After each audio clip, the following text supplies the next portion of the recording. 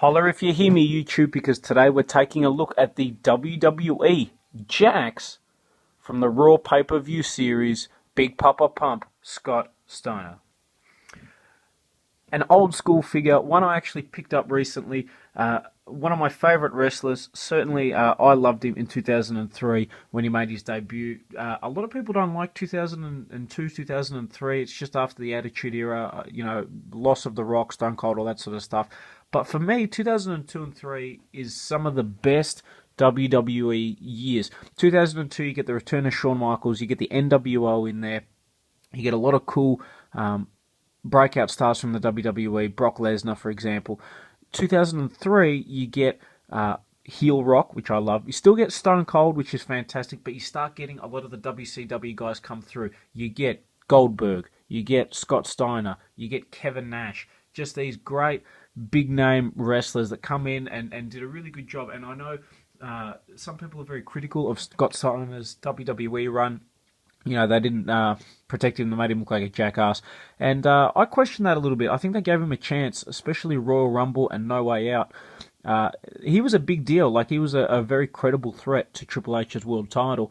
And then he sort of let himself down in his matches where he does the same move.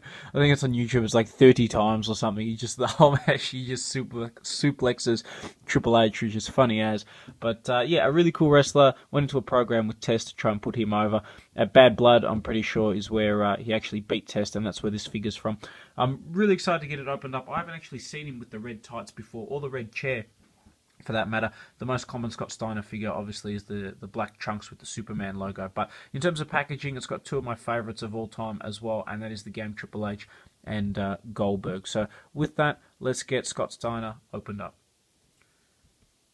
Just taking a look at the back of the packaging, one thing I love is I think I prefer the Jax packaging a lot more than the Mattel. It seems a lot more unique, a lot more special. Other figures in the set, we've got Billy Kidman. The Kane is a fantastic figure. A young rapper-crapper John Cena. Shawn Michaels I've reviewed. That's kind of a cool figure with the prototype attire that he wore for the Elimination Chamber. Kevin Nash is a pretty sick figure too. And then Tajiri. You've got the WWE Flexums, which the Undertaker and Kane are pretty decent. The Triple H isn't bad. And then the one thing I always wanted as a kid was the Elimination Chamber playset. That looks sick. I'm really hoping Mattel re-release one of those, because I need to get my hands on one. And at the moment, the one that is out on eBay is ridiculously expensive. So let's get Kevin Nash opened up. Okay, and here we've got Kevin Nash. Here we've got Scott Steiner opened up and out of packaging. Now, in terms of accessories, he comes with a red chair. It's pretty much your standard chair, but red. I mean, it's not a bad accessory. But now onto the figure. I think they absolutely nailed the face scan. Jax always did a great job with the faces. I think with Scott Steiner, they did a really good job with him. Lots of nice detail on their hair too. It's one thing that Mattel does differently, which is fair enough to Jax, but they go for that more cartoony look. The thing with Jax that I really love is they've got that realistic presentation to them, and they've got the real face scan. So I love that. I think they did a really good job with Scott Steiner's face. I wish instead of a chair accessory, they gave us the mesh and the sunglasses. That would have been fantastic.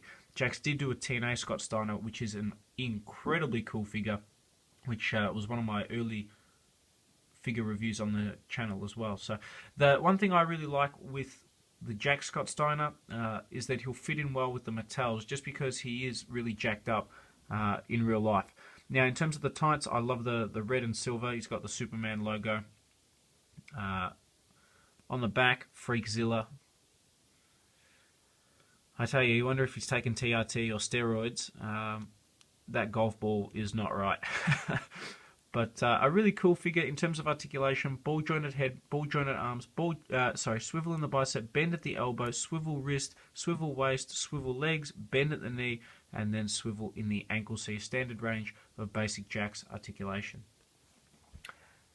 Just for comparison, I've got him here with some Mattel and Jakks figures. You can see scales the exact same as the Goldberg figure, and also fits in really well with like the Mattel Elite Rock and also Stone Cold Steve Austin. So on that basis, I'm extremely happy with this guy. If you can get your hands on him and you can find him, he's well worth picking up. Certainly one of my favorite Jakks figures. So I hope you guys have enjoyed this review on the WWE Jakks Raw Pay-Per-View series from Bad Blood, Scott Steiner.